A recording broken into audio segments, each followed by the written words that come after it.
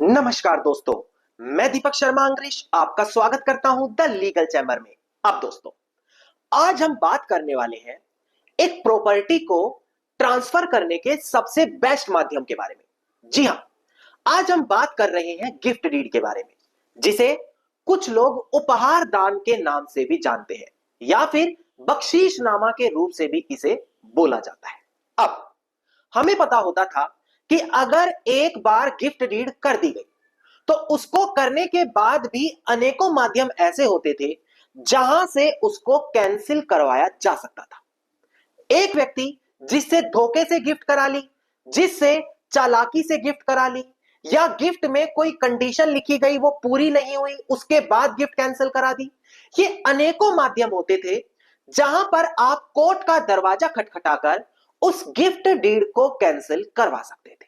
अब दोस्तों, साल 2024 में ऑनरेबल सुप्रीम कोर्ट की एक बिल्कुल लेटेस्ट जजमेंट आई है, जहां पर साफ बोला गया कि अगर एक बार गिफ्ट दे दिया गया, यानी कि अब अगर एक बार प्रॉपर्टी को गिफ्ट कर दिया गया तो उसके बाद उसको कैंसिल नहीं कराया जा सकेगा।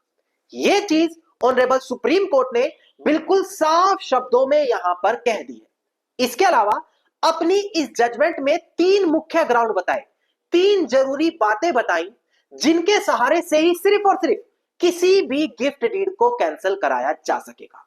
इसके अलावा एक और मुख्य ग्राउंड होता है जो मैं आज की वीडियो में आप लोगों को अलग से एडवाइस देने वाला हूं। तो आज की वीडियो हर उस व्यक्ति के लिए जरूरी है जिसने प्रॉपर्टी गिफ्ट डीड के माध्यम से या तो दी हो या फिर ली हो या फिर उसको देने का मन बना रहे हो।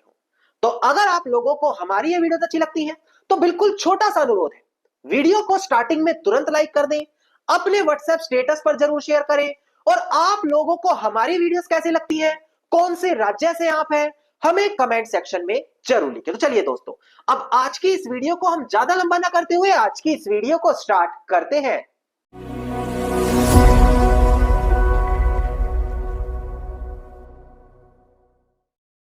अब दोस्तों, सबसे पहले वीडियो की स्टार्टिंग में हम बात करते हैं प्रॉपर्टी को ट्रांसफर करने की, यानी कि एक व्यक्ति से किसी दूसरे व्यक्ति को प्रॉपर्टी को देना। देखिए, अनेकों माध्यम है।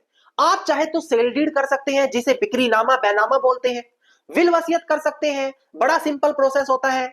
इसके अलावा हक त्याग, जिसे रेलिंक्विशमेंट कहते हैं, रिलीज डीड कर सकते हैं, कन्वेंस डीड दे सकते हैं। इन्हीं सभी में से एक और ऑप्शन आप लोगों के पास आता है जिसको बोला जाता है गिफ्ट डीड, जिसे उपहार दान हिंदी में कहा जाता है।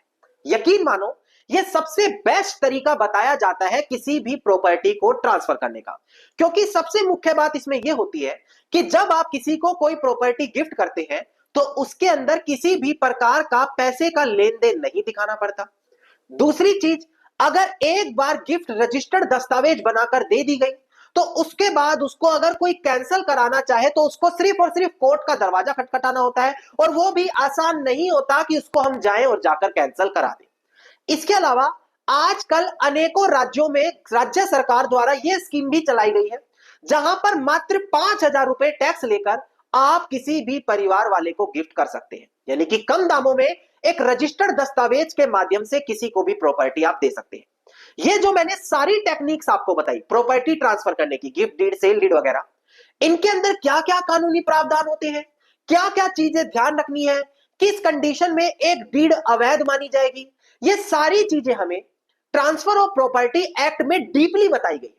अगर आपका भी कोई विवाद चल रहा है, आप भी इस कानून के बारे में और ज्यादा जानना चाहते हैं, तो वीडियो के डिस्क्रिप्शन में मैंने आपको अमेजोन का एक लिंक दिया है, उस पर मात्र आप क्लिक करके घर बैठे इस बुक को, ट्रांसफर ऑफ प्रॉपर्टी एक्ट को मंगवा सकते हैं और हर जरूरी जानकारी वहां से ले सकते हैं।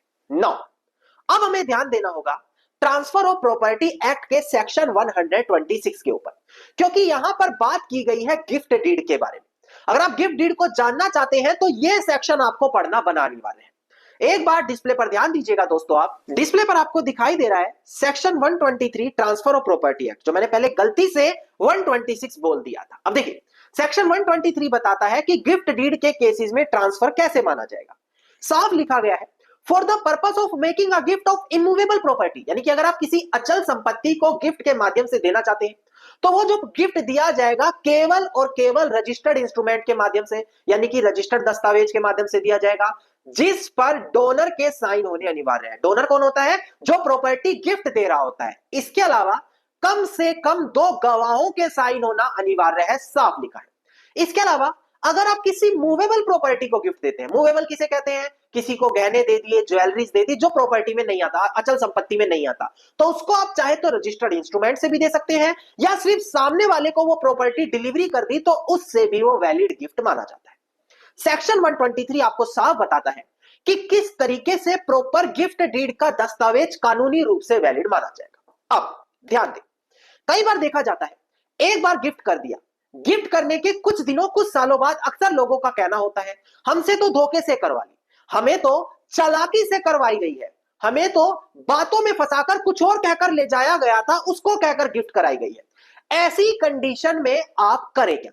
क्योंकि देखिए, लीगल काम हो रहा है, सब कुछ सही तरीके से हो रहा है तो कोई आपत्ति नहीं है, पर अगर कहीं भी थोड़ी बहुत धोखाधड़ी हुई है तो द लीगल चैंबर आप लोगों की मदद के लिए हमेशा खड़ा है। अब ध्यान दें, जो भी व्यक्ति अगर गिफ्ट डीड अभी बनाने का मन बना रहा है, मेरी बात ध्यान से देखिएगा, उसको हमेशा गिफ्ट के अंदर कोई कंडीशन जरूर डालनी चाहिए। उदाहरण के तौर पर अगर एक सीनियर सिटीजन यानी कि माता पिता हो गए, वो किसी को गिफ्ट देते हैं किसी प्रॉपर्टी को, तो अक्सर लिखें कि मेरे बेटे को मेरी देखभाल करनी पड़ेगी, मेरी हारी बीमारी में मेरा सेवा पानी करना पड़ेगा, जरूरत की चीजें सभी देनी पड़ेगी, नहीं तो जो मैं ये प्रॉपर्टी गिफ्ट में दे रहा हूं यह अवैध हो जाएगा। अब ये एक गिफ्ट में कंडीशन डाली जाती है, इस प्रकार की डीड को बोला जाता है कंडीशनल गिफ्ट डीड, जो नॉर्मल गिफ्ट डीड से अलग होती है।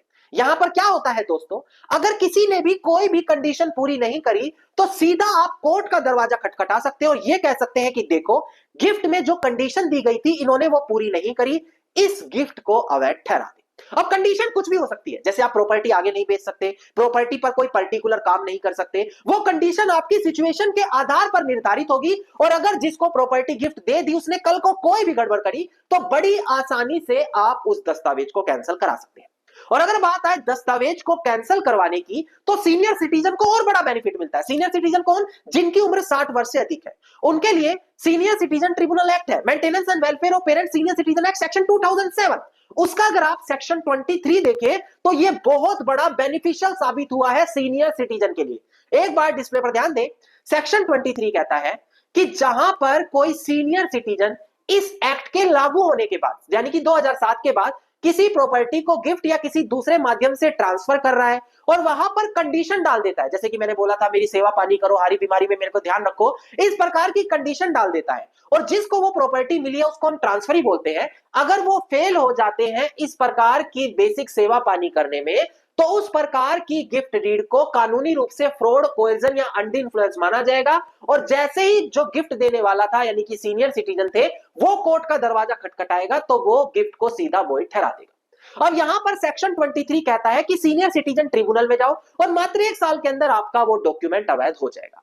यानी कि लोगों को बहुत बड़ा बेनिफिट हुआ है इस सेक्शन 23 से। नाउ दोस्तों, इसके बाद बात आती है हमारी बिल्कुल लेटेस्ट जजमेंट क्यों, क्योंकि देखिए सेक्शन 23 जो मैंने बताया ये सिर्फ तभी लागू होता है जब वहां पर कोई कंडीशन डाली गई हो। अगर कोई कंडीशन नहीं है तो 3 कौन से ऐसे ग्राउंड है जहां पर गिफ्ट कैंसिल हो सकती है वो भी मैं बताऊंगा, और सुप्रीम कोर्ट की जो बिल्कुल जजमेंट है लेटेस्ट वो भी क्लियर करता हूं।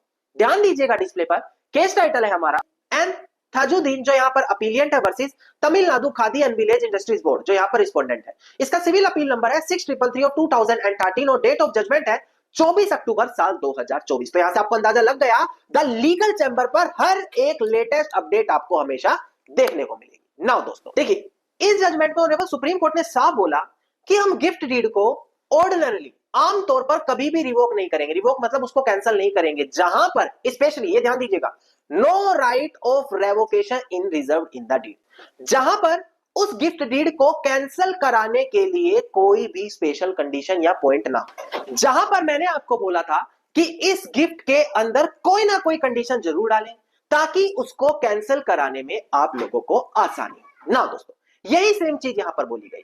अब एक बार डिस्प्ले पर देखकर केस के फैक्ट समझिएगा, काफी इंपॉर्टेंट है, क्योंकि यहां पर कंडीशन थी और उसके अलावा कुछ और पॉइंट्स थे। ध्यान दीजिएगा डिस्प्ले पर, देखिए प्रेजेंट केस के अंदर एक गिफ्ट डीड बनाई गई, जहां पर गिफ्ट देते समय डोनर ने यह बोला कि इस प्रॉपर्टी को सिर्फ आप अपने पर्सनल यूज के लिए मत लेना। उन्होंने एक तरीके से डोनेट कर दी, यह बोला कि इसको पर्सनल बेनिफिट के लिए मत यूज करो।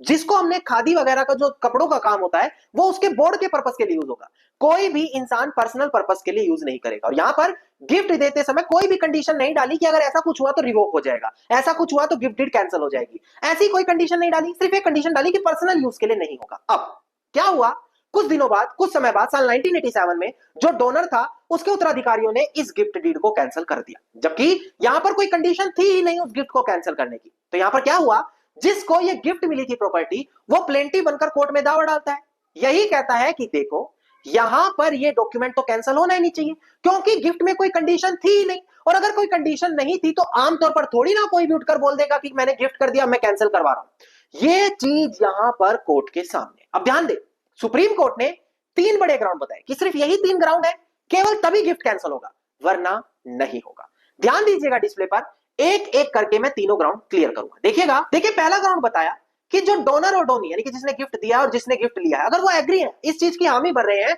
कि अगर कोई ऐसी घटना घटी तो ये गिफ्ट कैंसिल हो जाएगा। उदाहरण के तौर पर हमने किसी को गिफ्ट दे दिया और हमने कंडीशन डाल दिया कि भाई मैं आपको गिफ्ट तो दे रहा हूं, पर कल को अगर जिस कंपनी को मैंने गिफ्ट दिया वो कंपनी कैंसिल होने लगी, खत्म होने लगी, तो गिफ्ट कैंसिल होकर मेरे परिवार में वापस आ गया। ये कंडीशन थी, अगर ऐसा कुछ हुआ तो गिफ्ट कैंसिल हो जाएगा। इसलिए अगर किसी हैपनिंग ऑफ इवेंट पर डिपेंड है, किसी घटना के आधारित पर डिपेंड है, तो गिफ्ट डीड कैंसिल हो सकती है तब भी।